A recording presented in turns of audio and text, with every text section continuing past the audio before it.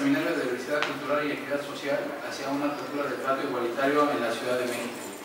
El día de hoy vamos a llevar a cabo la mesa de discriminación en la procuración, impartición y administración de la justicia con los pueblos y comunidades indígenas en la Ciudad de México, y nos acompañan en esta mesa el doctor Carlos Salvador Ordóñez Mazariegos, el licenciado Roberto Rojas Monroy y el abogado Benedicto Ayala Cortés. Vamos a iniciar con el doctor Carlos Salvador Ordóñez Mazariegos. Muchísimas gracias. En primer término quisiera agradecer esta gentil y cordial invitación por parte de mis colegas, el maestro Héctor Santaella, mi estimada amiga Miguel Yaret García, quienes se tomaron la amabilidad de hacer una atenta invitación.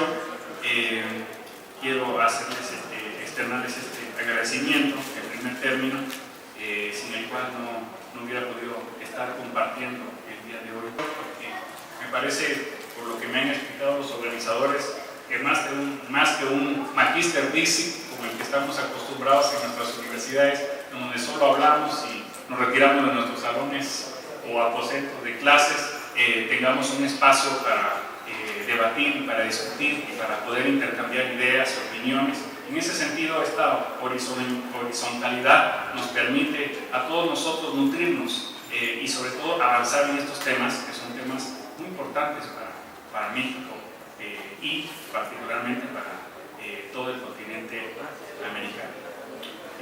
Quisiera empezar esta disertación refiriéndome al inicio de lo que se ha venido denominando la defensa de los derechos de los pueblos originarios de habla hispana. El inicio del debate y la discusión en torno a estos temas arranca precisamente no desde los años 80, con lo que se denominó la adición al artículo 4 constitucional, o lo que fue las reformas constitucionales que derivaron de ella, y consecuentemente la ratificación del convenio 169 de la OIT, que como ustedes saben, hoy por hoy es el instrumento internacional más avanzado que tiene un carácter vinculante y que regula y que tiene un importante referente, digamos, en materia de derechos humanos de pueblos indígenas. Me refiero específicamente a Fray Bartolomé de las Casas. Fray Bartolomé de las Casas y su obra dejó un legado sumamente importante para nuestra América, en el sentido de que fue el primero que defendió la humanidad de los pueblos originarios de América.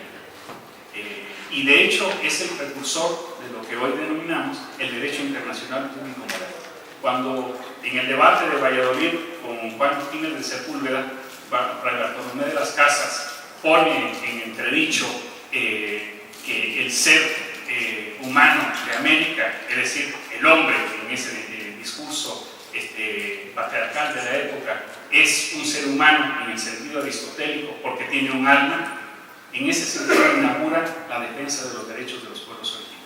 Es decir, que todos estos seres que están en América son seres humanos que tienen alma y consecuentemente pueden ser cristianizados, pero en un segundo término, que son seres humanos que tienen las posibilidades de otorgarse de derechos particulares. Y esto inaugura lo que posteriormente se fue denominando el inicio del derecho indiano durante 3 siglos de colonización y 3 siglos de barbarie, mismos que fueron denunciados por el propio Fray Bartolomé de las Casas en varios de sus textos, desde las apologéticas hasta un texto muy breve y muy terminal que creo que ha sido poco discutido incluso en nuestros medios, que es ese libro pequeñito pero fascinante que es La brevísima relación de la destrucción de las gentes. En ese libro, Fray Bartolomé de las Casas inaugura no solo una nueva forma de entender la historia de lo que ha sido la colonización, desmontando todo la historia oficial que se derivó de ahí, a partir de ahí Cortés y por supuesto pues, los otros textos coloniales, como fue en el caso de la versión de la historia verdadera de la conquista de la Nueva España de Bernal Díaz del Castillo.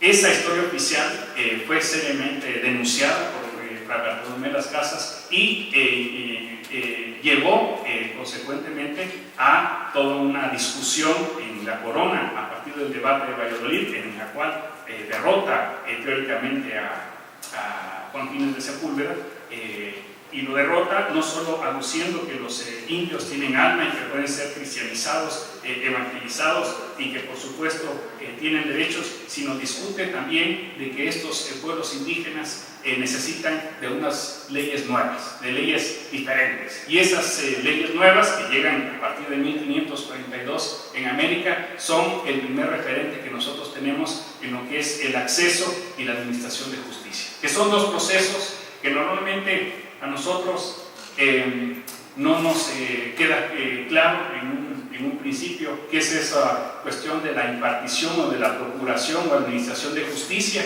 y sin embargo desde una visión lascasiana nos damos cuenta que un primer derrotero que nosotros tenemos es el acceso a la justicia en América Latina por parte de los pueblos indígenas. Y si han tenido un relativo éxito en el acceso a la justicia, hay un segundo avatar, que es el avatar de la administración de justicia, es decir, ya de la impartición y de la administración propia de la justicia. En ese sentido, para no hacer tan larga la historia desde Fray Bartolomé de Las Casas, trayendo esta historia simplemente como un referente, quiero hacerles un segundo momento que es sumamente importante, que se fue figurando desde el derecho indiano en toda América, y que finalmente fue culminando toda una protección a los pueblos indígenas y que hoy sigue siendo parte de un referente, es decir, la configuración de una república de indios en donde sus propias comunidades, los pueblos indios, se les otorgó no solo una serie de privilegios especiales a los caciques, sino al mismo tiempo toda una serie de privilegios a cada uno de sus comunidades. Estos privilegios, por así decirlo, entre comillas, porque en realidad son fruto de un proceso de conquista y colonización, fueron defendidos por estos pueblos indígenas a lo largo de todo el periodo independiente. ¿Cuáles son estos elementos esenciales? El primero de ellos fue la defensa de sus propios territorios, como un espacio simbólico de reproducción social. Me parece que es un primer referente que tenemos que tener sumamente claro. Un segundo referente importante fue la preservación de sus propios sistemas políticos. Y de ahí el estudio de lo que se ha venido denominando como los sistemas de cargos. Es decir, la protección, cómo estos propios pueblos indígenas hicieron posible la preservación de los cargos y sobre todo de sus formas de gobierno indígena, que han sido estudiados pues, en la antropología mexicana desde hace varias generaciones. De ese doble proceso de la defensa de la tierra y de su territorio como espacio simbólico, del espacio de la defensa de sus propias autoridades, es decir, de sus propias formas de configurar el poder, se van desprendiendo lo que hoy vamos encontrando, por ejemplo, como las mayordomías, en este entrecruce de los sistemas de cargos, de lo que fue en el primer momento cargos que eran al mismo tiempo, de manera simultánea, religiosos y políticos. Y entonces en esos sistemas de cargos, en donde se comenzaba del topí, de la escuela o de la iglesia, y posteriormente en este entrecruce de cargos finalmente fueron configurando estas formas de gobierno. ¿Y qué decir de las otras formas de resistencia cultural que tuvieron esos propios pueblos indígenas y que hoy indudablemente son propiamente dicho la mayor riqueza que tenemos de los pueblos indígenas, que es la defensa de su cultura y de todo ese repertorio, ¿no es cierto?, cultural que tiene que ver precisamente con la defensa de la lengua. Aquí tengo entre mis manos una tesis reciente de la UASM, un trabajo recepcional, perdón. En la UASM no tenemos tesis, sino trabajo recepcional, de un alumno, de Roberto Ezequiel Lara, sobre Santa Ana Tlacotenco, problemática de una comunidad náhuatl para preservar su lengua. En esta tesis, que es una tesis, por supuesto, inicial de la Academia de Arte y Patrimonio Cultural, este alumno nos pone énfasis precisamente en cómo estos pueblos, particularmente Santana Tlacotenco, que sabemos en el contexto de nuestra Ciudad de México, que es uno de los lugares en donde se ha podido preservar el náhuatl a través de muchísimas generaciones, precisamente a través de un doble impulso. De un impulso comunitario de la defensa de sus propias costumbres, de sus propias formas de desarrollar su cultura, pero por el otro lado, de ese otro trabajo que ha sido escondido incluso de la propia antropología y que se dice poco, y que de cual deriva precisamente una de las conclusiones de este trabajo, que en la preservación de la lengua, que es el papel de la mujer en la resistencia de los pueblos originarios. Hablamos de lenguas maternas, no por otra razón, sino porque las mujeres han sido una parte constitutiva importante. Aquí estamos en el Museo en el MAP de Artes Populares, y podemos observar cómo las mujeres son una parte importante precisamente, digamos, de ese impulso no solo de lo que se ha venido denominando las artesanías, sino del arte y por supuesto también de la lengua y de las otras formas de expresión. Todo esto para decir entonces que tenemos un triángulo o tres vértices de la defensa de los pueblos indígenas. Hay un vértice, por supuesto, muy importante, que es el territorio; otro vértice que es también importante, que son las formas de gobierno indígena y que ahora se traducen en la autonomía; y el otro, y no menos importante, que es la defensa de su cultura, es decir, la defensa de sus lenguas, de sus tradiciones, de sus elementos culturales, etc.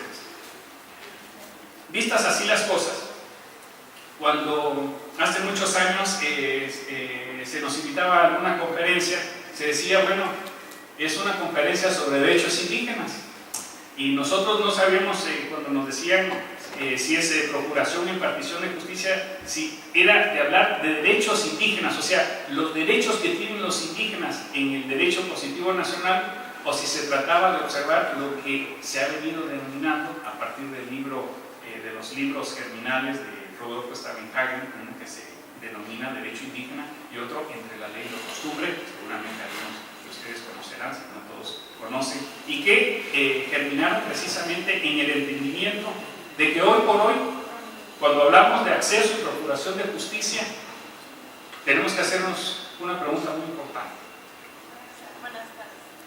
¿A qué justicia nos estamos refiriendo?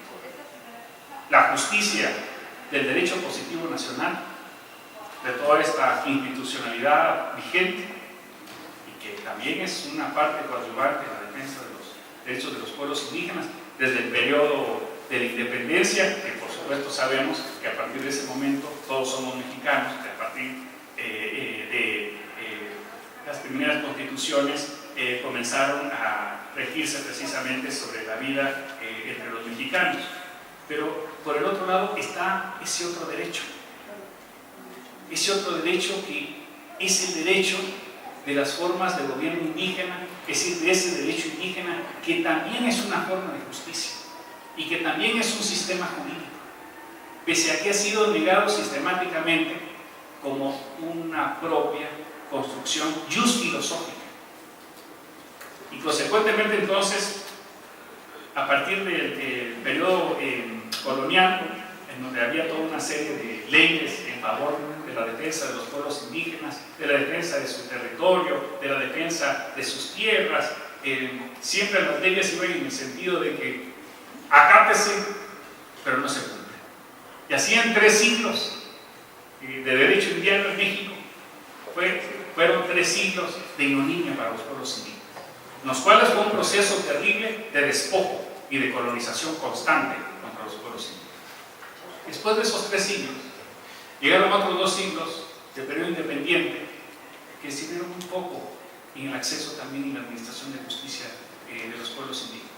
Y también fueron 3 siglos de esa incorporación, de esa asimilación forzada de los indígenas como mexicanos y de la destrucción de sus propias instituciones, desde las económicas, las instituciones políticas y, por qué no decirlo, también de sus propias instituciones religiosas. Fueron perseguidas su religión, fueron perseguidas su medicina tradicional, como idolatría, como hechicería, como formas poco científicas y poco documentadas. Y por eso nos dicen que todas estas constituciones primeras de México tenían muchas lagunas.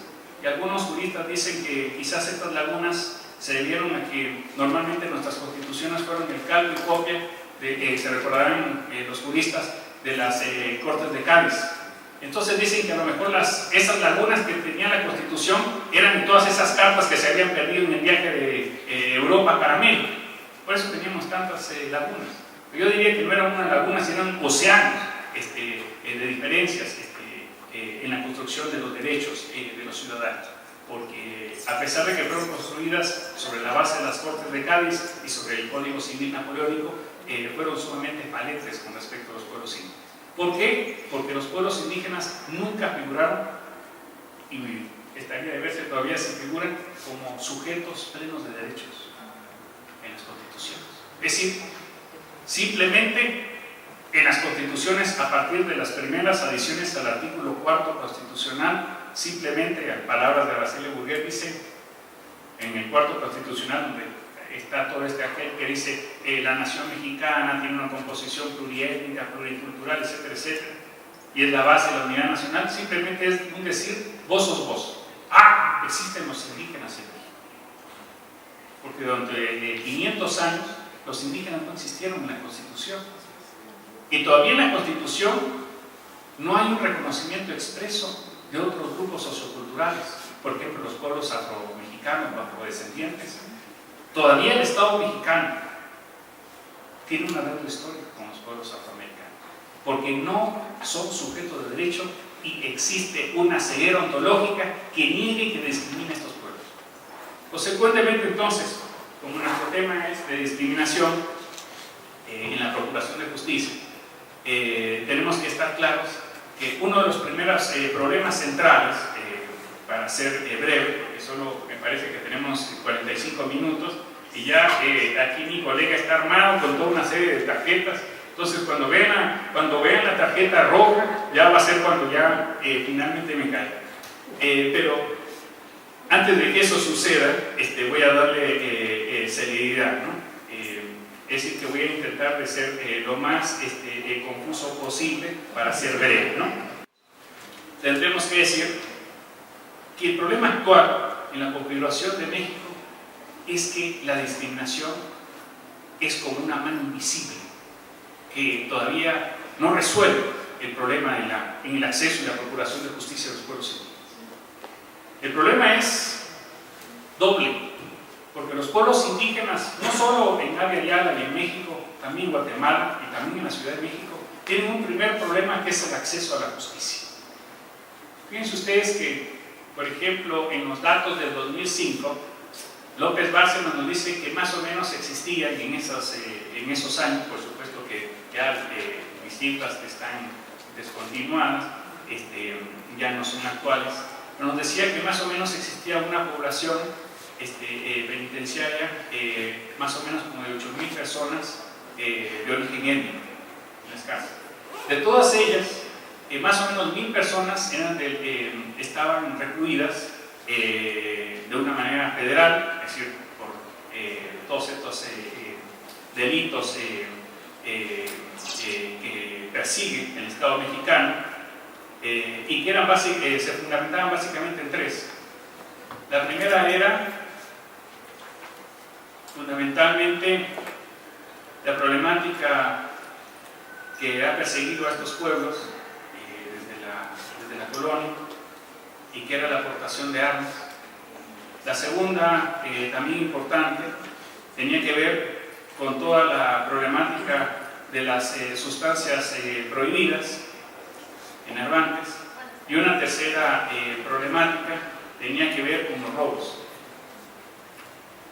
Y en el fuero común, que eran más o menos como 7,000 personas, que los delitos no eran federales, la problemática era básicamente lo mismo: problemas derivados de la droga, problemas derivados de conflictos de tierras, de homicidios, de asesinatos, y que todos estos tienen en constante lo siguiente: son crímenes que se han realizado en estas regiones indígenas, precisamente, que han sido víctimas de la presión, del narcotráfico en vastas zonas de México y que orillan a muchas de estas comunidades a estar en esos procesos.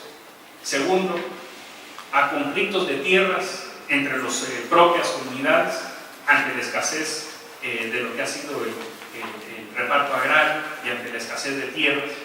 Y tercero, y más lacerante todavía, los conflictos familiares y los conflictos sociales a los cuales se han derivado, digamos, todas estas comunidades con respecto a la defensa de sus recursos. Y hay un sector muy importante de todos estos presos que tienen que ver con los procesos de criminalización de la protesta.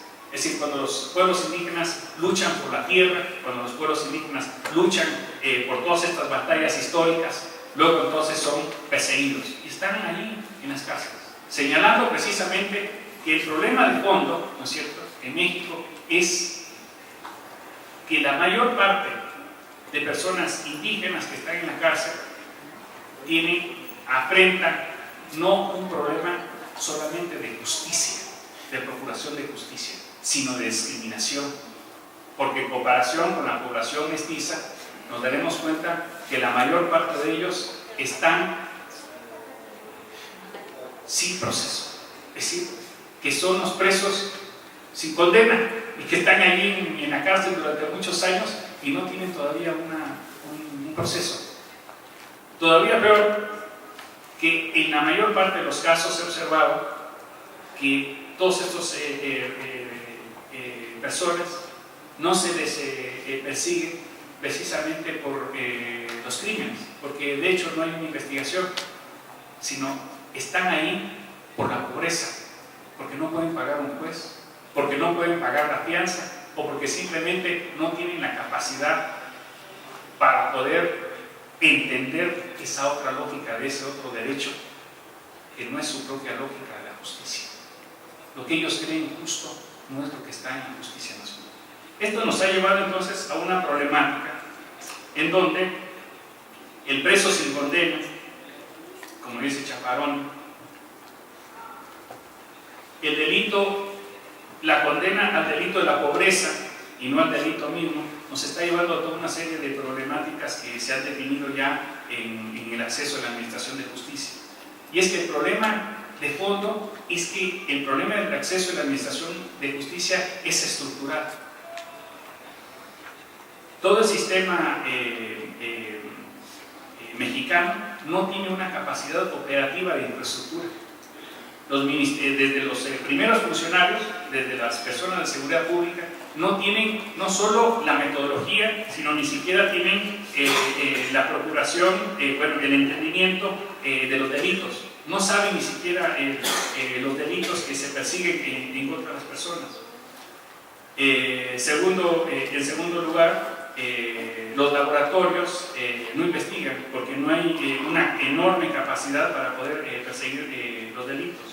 Es decir, que el problema de fondo es que no hay una infraestructura penal eficiente para realizar investigaciones que diriman precisamente los conflictos. Y lo que se hace entonces, consustancialmente, es que simplemente se aplica la ley sin tener, digamos, una investigación judicial, y eso es un problema, digamos, que se ha denunciado, digamos, que se ha discutido mucho entre los especialistas. Pero el problema no solo es la infraestructura, el problema es que en el fondo, la problemática del acceso de la administración de justicia es que los pueblos indígenas tienen en sí mismos una problemática de discriminación sumamente fuerte. Y esta problemática de discriminación tiene que ver efectivamente con que el sistema jurídico mexicano está configurado específicamente para pensarse, digamos, en clave de lo que es un derecho mexicano, y los derechos de los pueblos indígenas no se han atendido de una forma pertinente. ¿Por qué? Porque si hoy vemos la literatura que permite el acceso de la administración de justicia a los pueblos indígenas, nos vamos a dar cuenta que en el debido proceso que debe seguirse con respecto a los pueblos indígenas, los funcionarios públicos, particularmente los jueces, los ministerios públicos, las policías, etcétera, etcétera, deben tener una capacitación en materia indígena, que no hay en México. no existe una capacitación. Entonces el problema no solo es que es estructural, que no existe una infraestructura de investigación científica de los delitos, de que no hay el recurso humano, es decir, el personal capacitado que entienda de la materia indígena. Por ejemplo, en el caso de Margarito, que es un caso mexicano muy conocido, en el cual se le dieron en el debido proceso toda una serie de derechos humanos. ¿Por qué? Porque los pueblos indígenas acusan de una discriminación abierta precisamente a partir de 5 elementos que han sido detectados por los especialistas.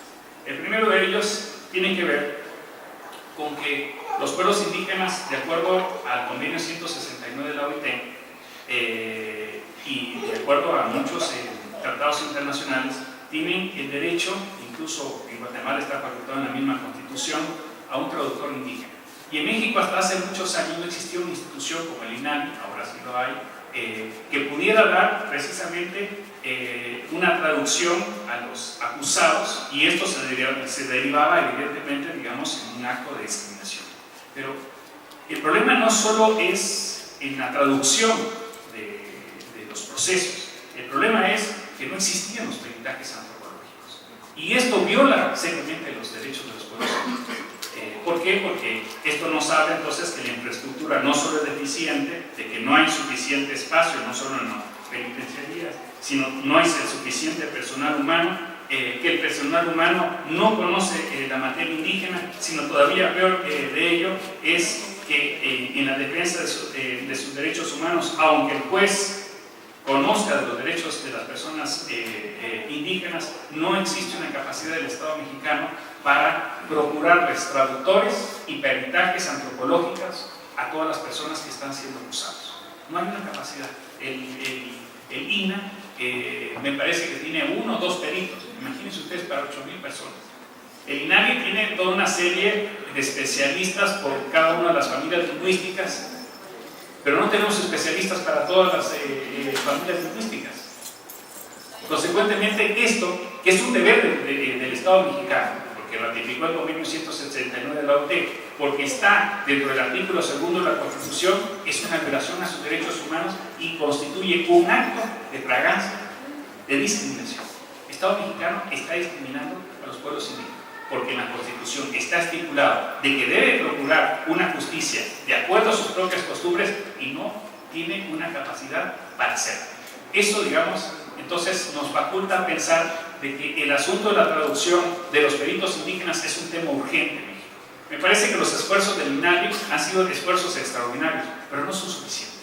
Y creo que esto debe de profundizarse. El segundo elemento es un elemento que tiene que ver precisamente con el problema también estructural, que es que los pueblos indígenas tienen toda una serie de instituciones que los cobijan, que los protegen, pero que en realidad en la práctica común son las ONGs, fíjense ustedes, no el Ministerio Público, no los defensores del oficio, que no tienen toda la capacidad para dar seguimiento a todos los casos. Son las ONGs y son las instituciones de ayuda a todos estos pueblos quienes les están prestando el servicio.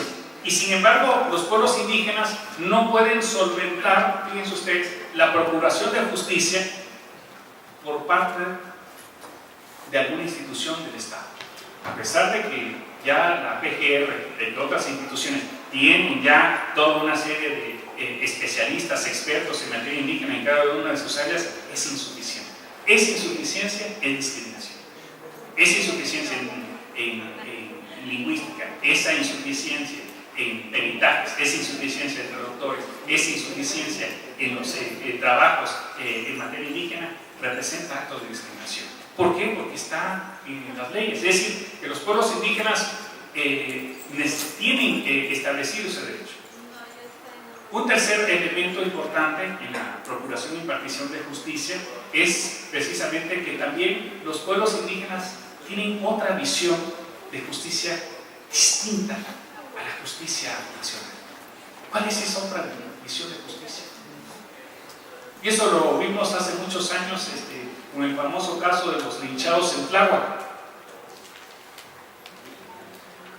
la ineficacia del sistema jurídico mexicano, su desprestigio, por las otras cosas que a veces no decimos, ¿verdad? La corrupción, la penalización de la protesta, por la pobreza, la criminalización, la exclusión social, el desconocimiento de la lengua, ha llevado a que los propios pueblos indígenas han elaborado sus propias formas de entendimiento de lo que es la justicia. Pero entonces prontamente el Estado mexicano incorpora, digamos, su ius poniente y establece que el único sistema positivo nacional vigente es el Estado mexicano. Y en la Constitución está establecido, fíjense ustedes, una especie de esquizofrenia jurídica. Por un lado dice que la Constitución debe defender los derechos humanos de todos los mexicanos, pero que incluso aquellos otros sistemas de justicia que estén incorporados en México tienen que respetar, en este caso el derecho indígena, debe respetar los tratados internacionales en materia indígena, en materia de violación en contra de las mujeres, vigentes. Y esto entonces implica que todos los sistemas jurídicos indígenas, como no respetan los derechos humanos, como tienen todavía métodos de sanción que tienen que ver más con sanciones incluso no pecuniarias, sino que tienen que ver con sanciones físicas, consecuentemente entonces violan los derechos humanos, entonces no tienen una validez como agente moral y consecuentemente entonces se desechan.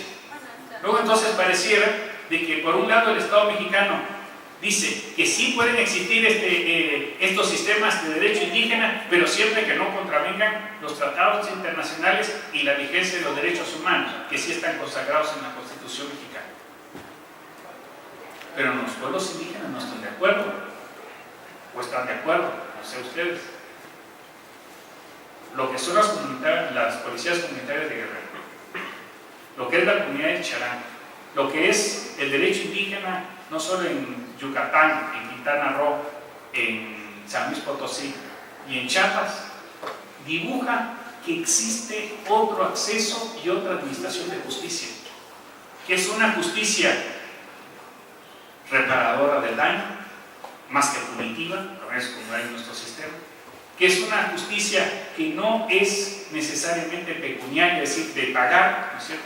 Y ahí vemos casos, por ejemplo, en la Constitución guatemalteca, como en otros países, donde, por ejemplo, en Guatemala no existe una posibilidad, hasta hace pocos años en el Código Penal, de que tú pudieras pagar una fianza pecuniaria por el delito de robo agravado.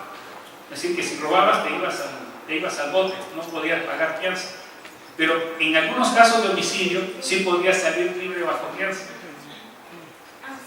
Y esto entonces nos llama poderosamente la atención, porque de los delitos graves se ven de otra manera, y los delitos menos graves, ¿no es cierto?, que podrían ser reparadores del daño, son distintos. Y entonces, digamos, a ese decálogo de Rodolfo Stamenhagen, antes de que ya me sobran 10 minutos, entonces no voy a decir todo el decálogo, pero lo que nos habla Rodolfo Stamenhagen y muchos especialistas es que los propios pueblos indígenas tienen un sistema filosófico en la armonía de los corazones alegres de todas las comunidades. Es decir, la problemática de justicia es una problemática de las comunidades, en donde las comunidades se dicen, somos dignas nosotros mismos de construir buenos ciudadanos, de construir buenas personas.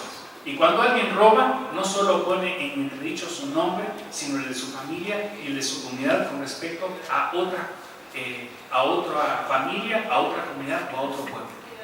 Y ahí entonces vemos que en ese decálogo de lo que se trata de construir una armonía, una visión armónica, reparadora del daño, reconciliadora, es decir, dentro de otra lógica. Por eso en Guatemala incluso se construyó una experiencia que son los famosos CAJ, los Centros de Administración de Justicia, que fueron centros que construyó el gobierno de Guatemala, en donde, y podría ser una experiencia interesante para México, en donde en un solo edificio se juntaron Ministerio Público, Policía, Centros de Procuración y Reconciliación, que no son jueces cívicos, son otra cosa, también existen en la Ciudad de México. Por el otro lado, los jueces de primera y segunda instancia, y por último también la justicia indígena, en el mismo edificio, concentrado. Y esta experiencia entonces nos habla de una cierta horizontalidad o diálogo entre sistemas jurídicos. Y entonces cuando nosotros nos referimos al acceso a la administración de justicia, decimos, bueno, el primer problema es accesar a la justicia, que tengas un abogado que te defienda y que finalmente vea tu caso. Pero el otro más grave es la administración de justicia. Y en la administración de justicia hay cuestiones medulares. Por un lado, el juez. ¿Qué es lo que dicta el juez? Lo que dice la ley, su propio discurso o su interpretación de la ley, o lo que quisieron decir nuestros queridos amigos en la Asamblea Legislativa cuando hicieron la ley. Hay tres elementos ahí básicos: el que formula la ley, el que hace la ley, lo que dice la ley, y finalmente lo que expresa. Y el problema es que lo que dice la ley es lo que se hace. No es como nosotros los antropólogos, que lo que decimos es lo que no hacemos. La ley no es ese discurso. En la ley, cuando dice algo, es exactamente lo que se hace.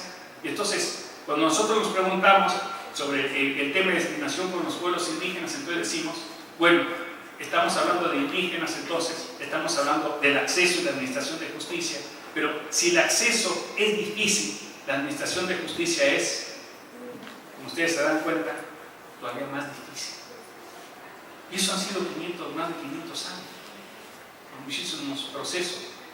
Y hoy por hoy entonces lo que tenemos es una configuración de un Estado que se dice liberal o neoliberal, mejor para decirlo, democrática, incluyente, pero en el fondo es un sistema de derecho altamente ineficaz. No aplica la ley. Es decir, que aunque esté en las leyes, el convenio 169, aunque esté el artículo 2, en la mayor parte de los procesos de los pueblos indígenas se han violado sus garantías individuales y no ha existido un debido proceso.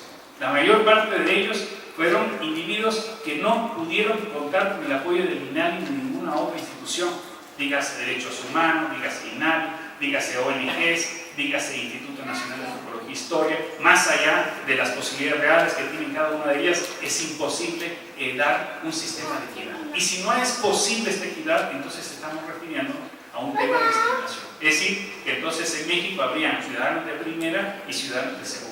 Y que estos ciudadanos de segunda, o de tercera o de cuarta, ¿no es cierto?, que estaríamos llegando, son precisamente porque ni siquiera son ciudadanos que pueden pagar, ya no digamos el abogado, ni las visitas de los domingos a los reclusorios por parte de las familias.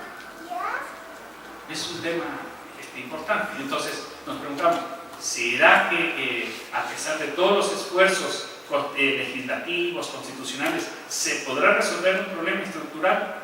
No es posible. ¿Por qué? Porque el Estado mexicano se ha erigido la juridicidad, ¿no es cierto?, y cree que ellos lo pueden solventar, pero la realidad es que la justicia en México opera mejor y de manera más armoniosa cuando está en manos del pueblo, cuando está en manos de ese derecho alternativo, de ese derecho popular. Y por eso no nos debe extrañar la Policía Comunitaria Guerrero, Cherán, los derechos de los pueblos indígenas, porque no es que no haya abogado, porque ese no es el problema, sino el problema de fondo es, ya me sacaron la tarjeta roja, el problema de fondo es que no hay una capacidad del Estado, y los pueblos indígenas sí tienen capacidad para legislar. ¿Pero por qué no se puede? Porque el Estado mexicano, esto es a lo que los quiero empujar, no ejerce el pluralismo jurídico. Simplemente el artículo 2 dice, se puede hacer, pero no lo ejerce. Es decir, no le da potestad ni atribuciones como funcionarios a los miembros de los pueblos indígenas. Los jueces indígenas no se les pagan, ejecutan de manera más armoniosa. Y además no quieren que se les pague, porque tampoco ese es el asunto. Quieren que se les reconozca su propia visión para regular su mundo. Y entonces, ¿quién va a construir el poder y el Estado de Derecho en México? ¿Los mestizos o los pueblos indígenas?